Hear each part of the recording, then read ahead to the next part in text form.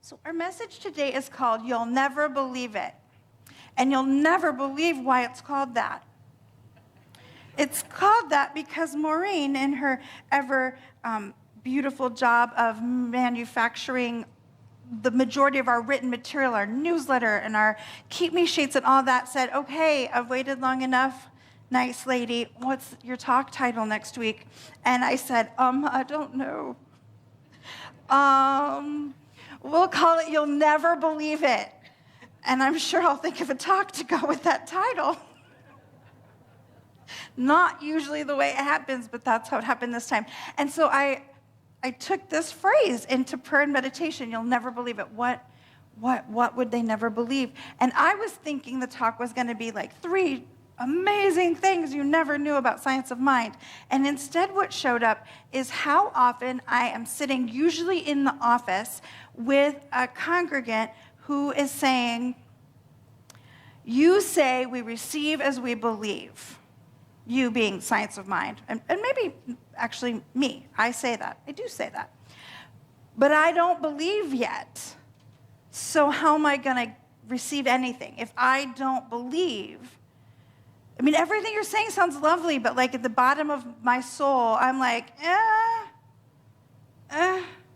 maybe, I don't know. So I keep waiting to start this thing that you call spiritual practice until it means something to me. But that isn't happening.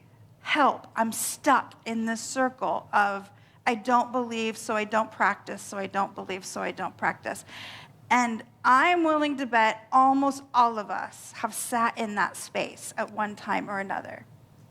That it seems like a really good idea. Science of mind sounds like a really good idea, doesn't it? And then sometimes you're like, but is it? But does it really work that way?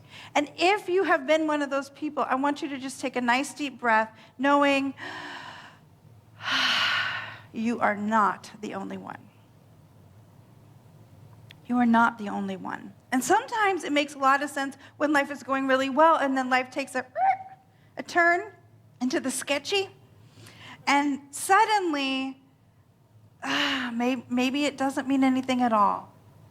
We are human, and we live in this completely mysterious world of never really knowing for sure. So how do we walk a teaching like this out if we haven't drunk the metaphorical Kool-Aid? And here's the secret. We don't want you to drink the Kool-Aid. We don't want you to just believe because some lady, this one or any other, or some man stood up here and told you to, or some man named Ernest Holmes wrote a bunch of books. That kind of belief, that kind of completely blind belief, isn't faith. It's delusion. How can we make meaning be anchored in something real? Such a good question. So good, I wrote a talk about it. So the first thing I would say if somebody says, how do I get to believe in a way that is meaningful? The first thing I would say is belief is a choice. I think that we tend to think that belief is something that is done to us. Like we do all the right things, and then one day the universe says, they have earned belief. And then this beautiful, sparkly golden light comes over us. And in my imagination, it feels like when Vernice Reyes prays, just comes down over us, and then, I believe. And then I receive from my belief, and everything is easy forever. Wouldn't that be neat? It doesn't work like that. If it does work like that for you, please come tell me about it, because I would like a piece of that. Somewhere along the line, some brilliant person, I don't remember who, said to me, we'll never know for sure until we die. And then another friend, Maureen, was like, and we don't even know for sure if we know then, because none of us remember being there. We'll never know for sure, for sure, for sure, for sure, for sure. And if we are waiting to live as if this teaching is true until we know for sure, we will never get there. Because there is no such thing as knowing for sure. I've often joked, and I'll do it again, I am waiting for Jesus or Buddha or some other amazing avatar of history, some master teacher of history to show up in physical form and say to me, Lezli, it is like this. That's what knowing for sure would mean to me. And I keep inviting them and nobody comes. If we can never know for sure, beyond a shadow of a doubt, would pass a legal argument, and I would say that's true, then what we think is true, we are making it up. That's what the song said. Make it up as you go. Make it up. We are making it up. Everything that we experience is passing through our filter of perception, and we are making up a meaning about it. So why don't we make up a good story? And it's okay to know we're making it up. It's okay to know, okay, I found these writings and I found this teaching, and it feels pretty good on the inside of me when I think, that could be the thing. What if we decided, I'm going with this? I'm just going with this. I may never know if it's accurate or not, but it feels better to live this way on the inside of me. I'm going to make this up. It's okay if you think this sounds a little crazy. But we're doing it all the time. We're doing it all the time. We watch the news and we see this candidate said that about that candidate, and that candidate said this about that candidate, and somebody's going to do the thing to the thing, and oh my God, we're all going to die. Millions of people are going to come streaming over the border and, I don't know, take all the cats, and we'll have to live in a cat-free universe, and no one will cuddle me. And asteroids are going to hit my house, and we are making it up all the time. And when we do, my friends, we are making up terrible stories about what's going to happen. I have a medical test, and my leg's going to fall off. It never has. At least not yet. And if it did, you know what? I'd go right on with my life. They make new ones. I could just pop one on and come back up here. I might limp a little, but hell, I limp now. We're making up stories all the time. The difference between making up a story and living in crisis all the time and making up a story and feeling good is choosing the story. Living in belief isn't something that happens to you. It's something you choose. It's something that you actively decide day by day by day. It's a process of catching yourself in the, oh my God, and the world's going to end. Whoa. I forgot. We're not doing that. We're doing this.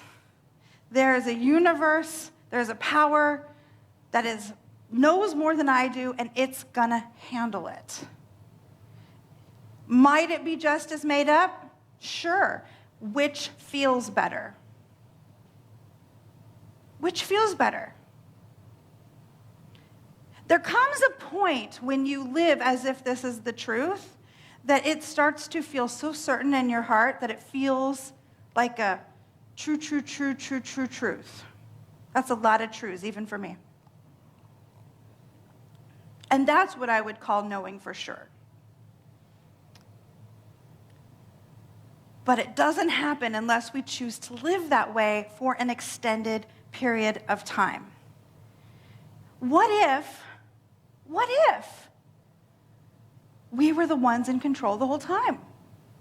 What if deciding to act as if it's true, which would mean leaning into spiritual practice and calling ourselves back when we're diving over the metaphorical disaster edge, what if that is what anchors us in a life that feels better, that makes us better? What if it's all okay? What if it doesn't matter who wins the presidential election for your own personal health and safety? What if? What if the bills are going to get paid? What if it's all going to work out? Doesn't that feel so much better than the other what ifs? We decide that. We, each of us, independently in our own human little brains, get to decide that.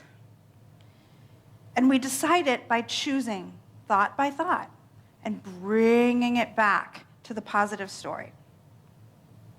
The second step is watching what you worship. Once you've chosen what you want, we want to watch what we worship. And we can let that slide go. Thank you, loves. Worship is a tricky word. If you're triggered, go ahead, take a breath. It's an old school, traditional, dare I say, churchy kind of word. But when we take it back to the original meaning of that word, it just means to pay attention. It means the activity of giving our full attention to something. That's what worshiping really is, which is a little bit terrifying when I look at my Netflix queue.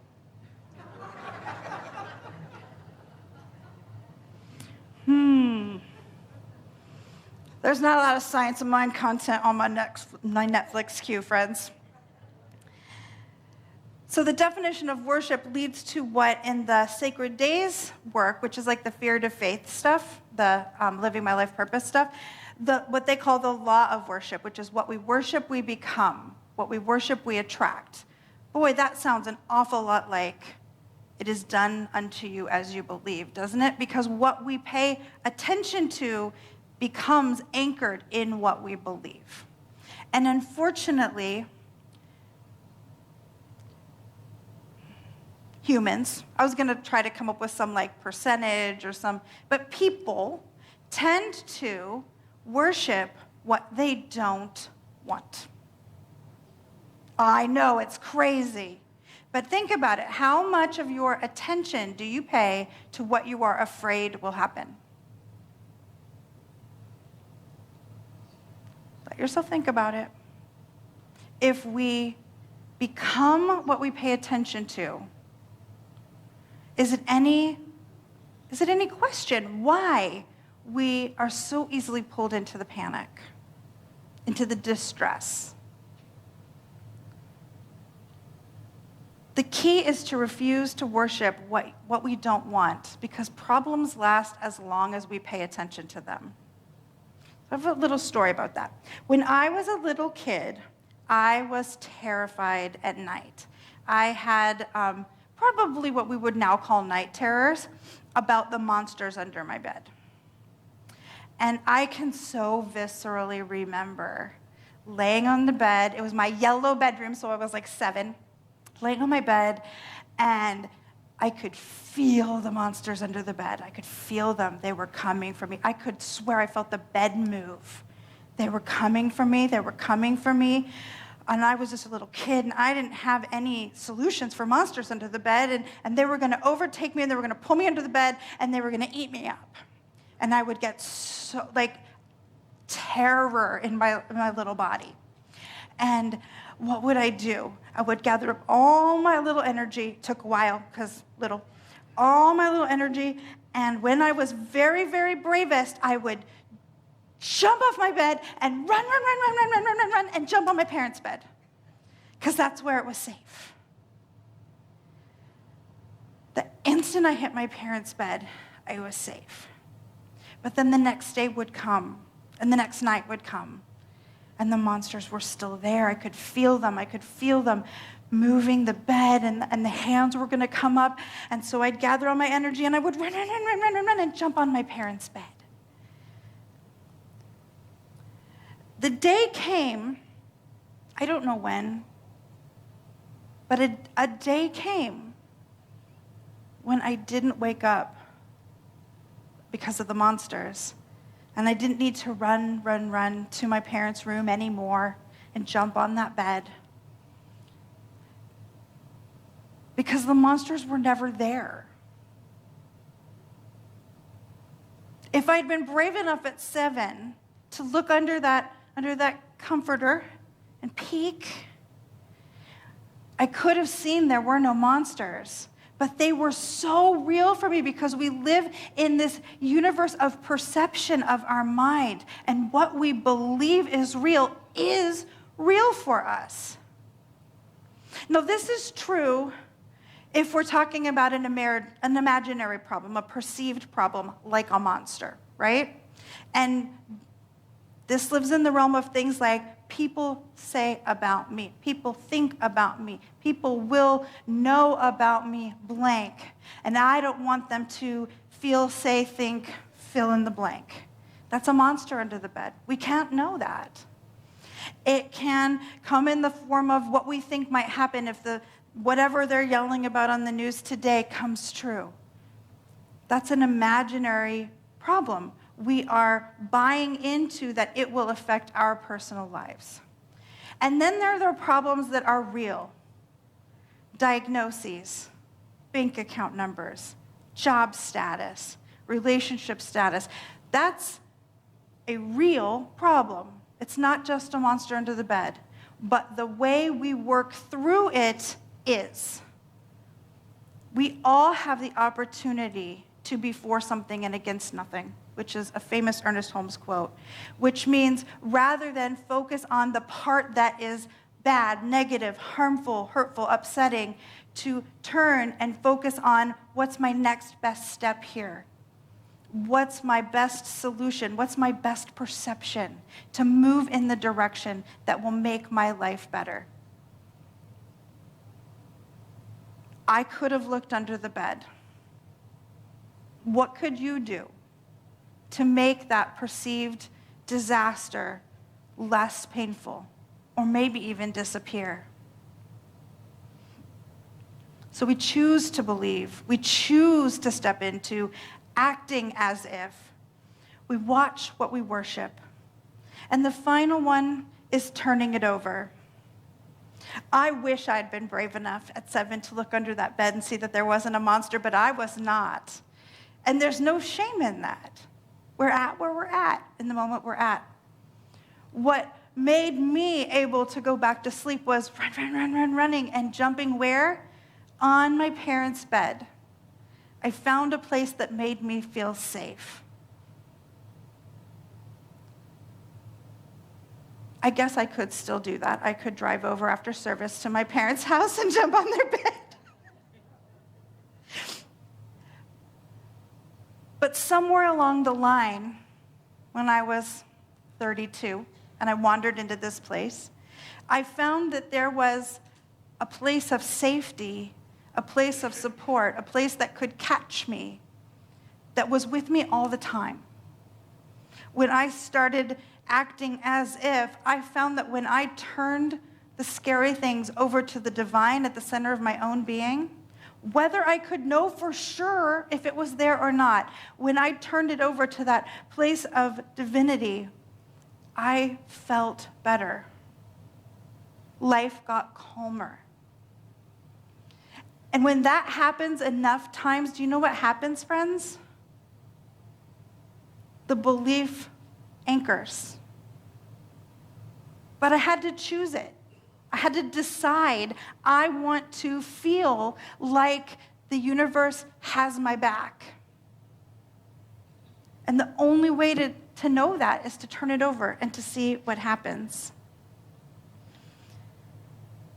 Robert Adams has a beautiful quote that I feel really speaks to this. He says, "There's something within you that knows what to do. There's a power greater than you that knows how to take care of you without your help. All you've got to do is surrender to it. Surrender your thoughts, your mind, your ego to the current that knows the way. It will take care of you. It will take care of you better than you can ever imagine." I have a favorite practice that I do. And if you've worked with me in almost any way, you've probably done it before. And I'm going to invite anyone who wishes to close their eyes or soften their gaze and to allow to come to mind something that is a monster under the bed for you right now. Something that is plaguing your heart and your soul. And then allow to come up for you the image or the felt presence of a beautiful garden with an altar in the center. And see a light shining down from the sky, right, like a beam focused right on the top of that altar. And allow yourself to know that that is the light of divine truth.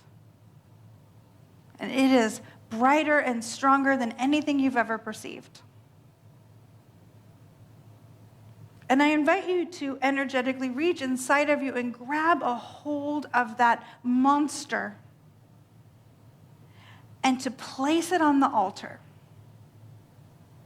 And watch as the light of divine truth dissolves away that fiction. Now you may notice with the next intake of breath, the monster's back in your tummy again. Take it out again. Put it on the altar. Watch the light dissolve it away. You can do it as many times as you need. But notice that feeling of relief as it's gone, even if the relief only lasts for a second. Knowing that this garden, this altar, this light is always within you, I invite you to just let the image of it fade away and bring your awareness back into the physical space. It is that simple. You don't have to be able to physically go to that garden and that altar and that light to know that the relief you felt was real. And you can do it anytime you want. It's a choice. We decide, we act. And then we get the evidence of the good, the relief, the peace, the resolution. This is what living science of mind is for me today. And I invite you to do it with me. In closing, I have a quote from our own Ernest Holmes, the founder of this philosophy. He said, "We must believe in the inherent goodness and all-powerfulness of spirit. We must let every path lead us back to the point where we realize the inner presence of the great reality. There, through the door of our own thought, we enter into the universal consciousness, into a complete realization of life and truth, of love and beauty." The invitation is to choose. And so it is.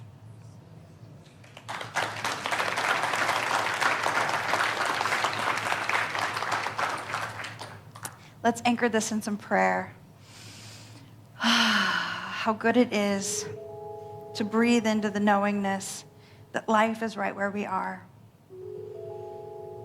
To celebrate the power of the imagination, of consciousness, of our own minds. And to feel that sense of relief when we explore the idea that Spirit has got us right where we are. How good it is to rest knowing that whatever is on our heart, our mind, we can turn it over to an infinite consciousness. That we are supported, we are held, we are loved exactly as we are, without needing to be any different. And so I just speak a word knowing exactly that whatever is on the hearts and the minds and the consciousness of every beloved within the sound of my voice, that sweet Spirit is working on that right now already. And that there is more than enough good of every nature to support us all. I'm grateful, grateful, grateful. Grateful for the action of this teaching in my life. Grateful for the one. And I call it all good. And so it is.